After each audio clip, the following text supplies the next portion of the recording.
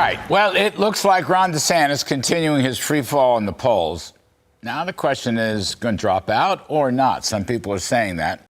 His campaign has put out some polling that shows in a two-person race versus Donald Trump, he's actually doing a lot better and actually beating him in some of the primary states. But right now, he's stuck in that second position, and we have a big debate coming up in August. Yep. Everybody below him who has not gotten into double digits is going to come after Ron DeSantis that night.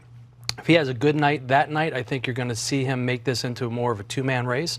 But if he struggles in that debate, somebody like a Tim Scott, who is a great debater, has a great presence on stage, may catapult themselves in and above Ron DeSantis after that debate. What's up, everybody? Major Retired Richard Ojeda here, and Joe Manchin's former communications director, Jonathan Cott, told a Fox host that Ron DeSantis was a weird guy and said that it was still Trump's party until someone takes it from him. Fox continues to spread the nonsense that Donald Trump is in control of everything, even as he faces hundreds of years in prison. So what are Democrats going to be watching for in that debate? How awful Ron DeSantis does. I think Ron DeSantis' biggest problem, his biggest problem is people are getting to know him, and it turns out his record in Florida is kind of hurtful to a lot of people and hateful, and it's not resonating. He also, from every report, seems to be a weird guy with voters, and when you're in Iowa and New Hampshire, you have to talk one-on-one to them, and I don't think he does that really well. After Joe Manchin destroyed President Biden's and his own party's agenda by not supporting a scaled-back social safety net, climate, and tax package last year, Jonathan Cott went from being Manchin's senior advisor to leading a dark money group that spent millions to beat Bernie Sanders in 2020. You've done a great job pushing back against woke. We know that, but I'm wondering what's going on with your campaign. There was a lot of optimism about you running for president earlier in the year, but here's this weekend's headline from the Politico playbook: failure to launch. Florida Governor Ron DeSantis' campaign to topple Donald Trump has stalled.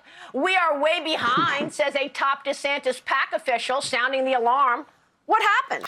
Staffers that use their connections and experience to work with special interest groups often find themselves benefiting financially, and this has been the case with Jonathan Cott. Cott doesn't think that Ron Tiny D. DeSantis will do well in the upcoming debates because he's probably not on his payroll. It's important to remember that many Trump supporters are not backing him up out of loyalty, but because they want to get in on the grift and get paid. Oh, Maria, these are narratives. The media does not want me to be the nominee. I think that's very, very clear. Why? Because they know I'll beat Biden, but even more importantly, they know I will actually deliver on all these things. Cott seems to think that voters will recognize the DeSantis policies as divisive and hurtful, meanwhile overlooking the train wreck of Donald Trump's administration and all of the things that Donald did to make life harder for people who struggle. Cott's good cop, bad cop routine is pathetic. There isn't a single Republican running for president that will support sensible gun safety measures or mental health legislation. None of them are fit to tie the shoes of Joe Biden, and none of them have a chance of winning when they can't even beat the orange chicken. The Republican plan to deal with Donald Trump hasn't changed since he announced his delusional campaign. They all wish he would go away, but not one of them has a solid plan. The GOP is fractured with infighting, and they have no clear direction for the future. Their lack of conviction exposes them for the spineless worms that they are.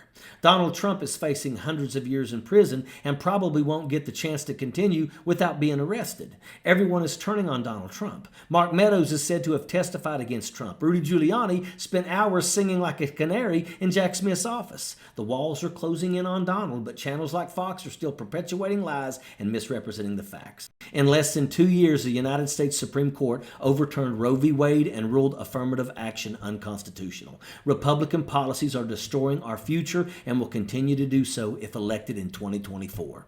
We all need to stand up to their lies by being informed. Be aware of the truth, and when wolves in sheep's clothing are trying to deceive you, when the I-95 bridge in Philadelphia is rebuilt ahead of schedule, or when you realize that your insulin costs $35 a month instead of hundreds of dollars, or maybe you can marry who you love, you can thank Joe Biden for that, not any of these Republicans. And that is a fact. Sappers clear the way, airborne all the way.